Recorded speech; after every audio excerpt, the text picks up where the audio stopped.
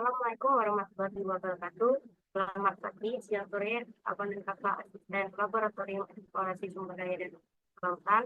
Kami dari kelompok 6 ingin memaparkan hasil laporan besar valuasi ekonomi sumber daya paut kita. Dengan anggotanya itu ada Ratri Dwi Wayuni, Hadir. Kalista Agustina, Hadir. Adelia Putri Epriani, Hadir. Tiara Liliana Dewi, Hadir. Fikri Novandi Erlangga, Hadir. Muhammad Naufal Yusuf. Hadir.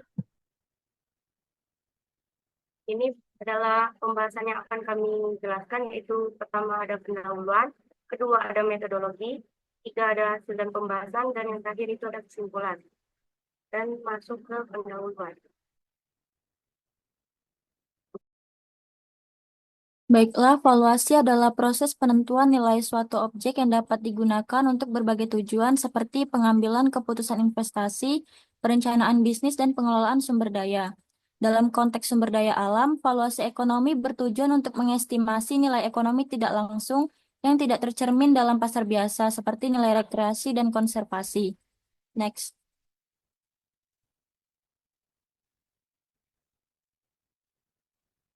Jadi di sini kami menggunakan metode travel cost method yang dimana merupakan salah satu metode valuasi yang paling tepat untuk mengukur nilai ekonomi sumber daya alam yang digunakan untuk rekreasi.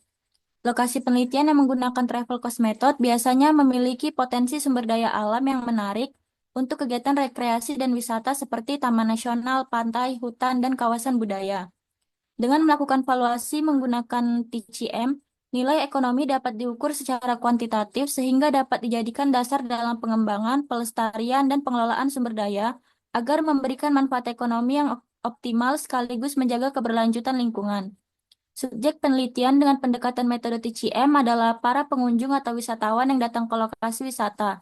Data yang dikumpulkan meliputi biaya perjalanan, transportasi, akomodasi, konsumsi, waktu perjalanan, frekuensi kunjungan, dan karakteristik pengunjung. Pendekatan ini dapat menggunakan dua model utama, yaitu zonal travel cost berdasarkan zona asal pengunjung dan individual travel cost berdasarkan biaya perjalanan individu. Next.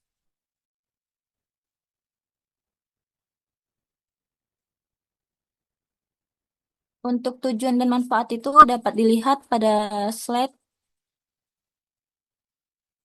Next.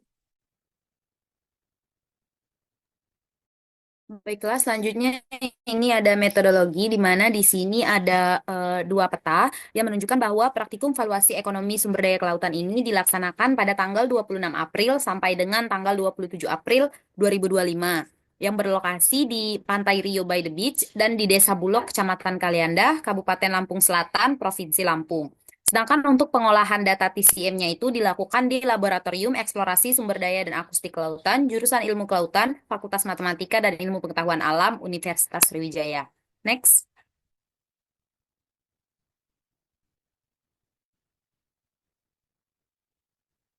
Nah, di sini bisa dilihat untuk alat dan bahan yang digunakan saat praktikum itu lumayan sedikit dan juga simpel. Yang pertama, kita itu membutuhkan kuesioner di mana berfungsi sebagai objek pertanyaan. Yang kedua, itu kita membutuhkan kamera ponsel sebagai alat untuk dokumentasi. Dan terakhir itu kita juga membutuhkan pena untuk sebagai alat tulis. Di sini juga ada flowchart dari kegiatan praktikum kita, di mana kelompok 6 itu sebelum melakukan praktikum sudah terlebih dahulu membuat kuesioner yang akan ditujukan kepada responden. Sesampainya di tempat kegiatan praktikum dilaksanakan, di mana itu di Pantai Rio, kelompok 6 ini sudah langsung menyebar untuk pencarian responden dan melakukan wawancara. Di mana wawancaranya ini juga dilakukan dalam bahasa yang sopan dan sederhana agar memudahkan responden untuk menjawab isi dari kuesioner.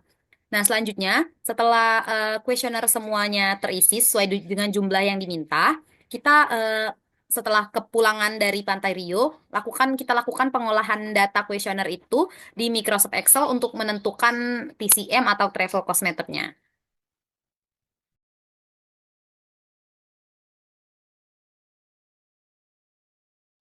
Baik, nah, sekarang masuk ke pembahasan di mana di poin 3.1 ini ada kondisi umum wilayah wisata. Pantai Rio by the Beach ini merupakan salah satu destinasi wisata bahari yang berkembang pesat di Provinsi Lampung sejak resmi dibuka sekitar 1 tahun yang lalu. Keunikan pantai ini terletak pada konsepnya yang modern dan ramah keluarga, berbeda dari pantai-pantai konvensional yang hanya menawarkan pemandangan alam. Penataan kawasan yang rapi, fasilitas umum yang bersih dan lengkap, serta aksesibilitasnya yang baik ini menjadikan Pantai Rio de Beach menjadikan tempat yang nyaman dikunjungi oleh berbagai kalangan. Selain itu, keberadaan spot foto yang estetik yang tersebar di berbagai sudut area menjadi daya tarik tersendiri bagi wisatawan, terutama generasi muda yang aktif di media sosial. Di Pantai Rio by the Beach ini mencerminkan tren baru dalam pengelolaan wisata pesisir yang tidak hanya mengendalikan keindahan alam, tetapi juga mengutamakan kenyamanan dan pengalaman pengunjung secara menyeluruh.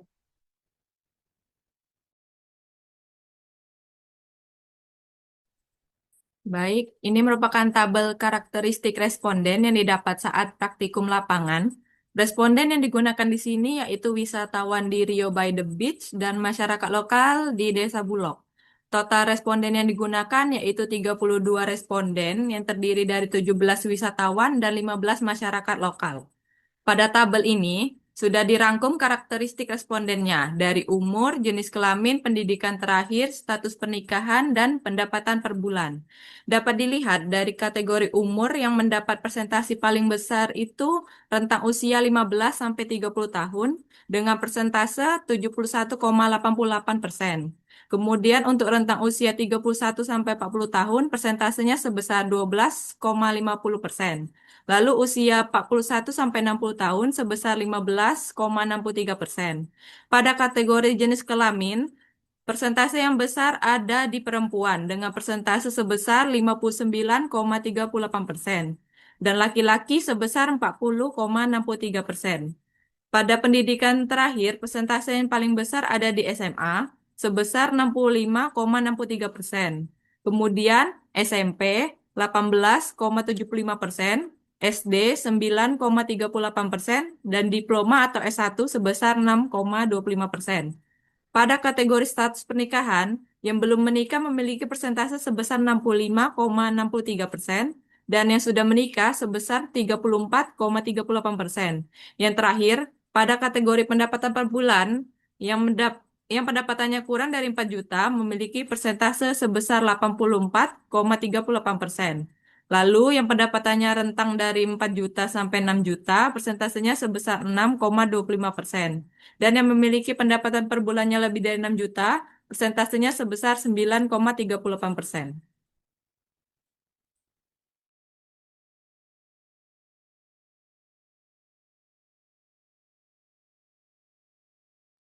Nah, selanjutnya 3.3 yaitu summary output. Nah, summary output ini digunakan untuk memahami hubungan antara satu variabel dependen atau terikat dengan satu atau lebih variabel independen atau bebas. Nah, nilai R dan adjusted R sangat rendah atau mendekati 0, menunjukkan bahwa variabel independen hanya menjelaskan sangat sedikit variasi dalam variabel dependen. Nilai signifikan F sangat tinggi, yaitu 0,981285 jauh lebih besar dari 0,05. Ini berarti model regresi secara keseluruhan tidak signifikan secara statistik. Pada bagian koefiensi p-value untuk x variabel 1 juga sangat tinggi, yaitu 0,981285, menegaskan bahwa koefisien untuk variabel independen ini tidak signifikan secara statistik. Interval kepercayaannya juga mencakup 0, koefisien interpret tampaknya signifikan p-value kurang dari 0,05. Tetapi dalam banyak kasus regresi, signifikansi interpret kurang penting dibandingkan signifikasi variabel independen.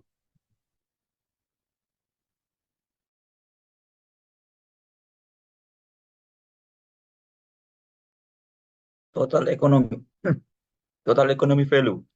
Gambar tersebut merupakan gambar nilai ekonomi total di kawasan Lampung dalam 1 tahun. Perhitungan ini menggunakan surplus konsumen.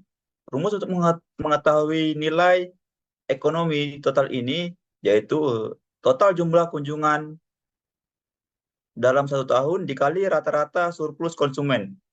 Berdasarkan perhitungan tersebut, nilai ekonomi total di kawasan Lampung dalam 1 tahun diperkirakan sebesar 102 miliar. Nilai ini merupakan estimasi nilai ekonomi total dari suatu aset atau kawasan yang diukur dari perspektif pengunjung atau pengguna. Next.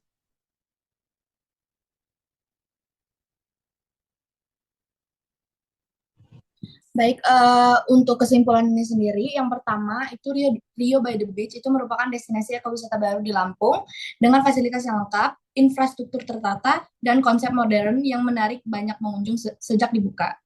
Lalu yang kedua itu mayoritas responden penelitian berusia 15-30 tahun, perempuan, berpendidikan terakhir SMA, belum nikah, dan berpenghasilan di bawah 4 juta per bulan.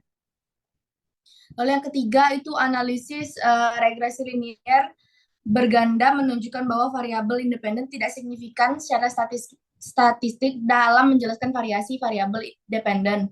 Nilai significance P itu 0,98. Yang keempat itu nilai ekonomi total kawasan wisata dihitung menggunakan pendekatan consumer surplus menghasilkan estimasi sebesar 102.875.426.509 per tahun. Lalu yang kelima itu peluang pengembangan pada peningkatan kapasitas SDM lokal itu melalui pelatihan edukatif di bidang ekowisata berkelanjutan, mengingat rendahnya tingkat pendidikan tinggi responden. Saya kembalikan ke moderator. Baiklah, cukup sekian pemaparan hasil dari kelompok 6. Mohon maaf jika ada kesalahan kata. Saya akhiri. Wassalamualaikum warahmatullahi wabarakatuh. Waalaikumsalam warahmatullahi wabarakatuh. Wabarakatuh.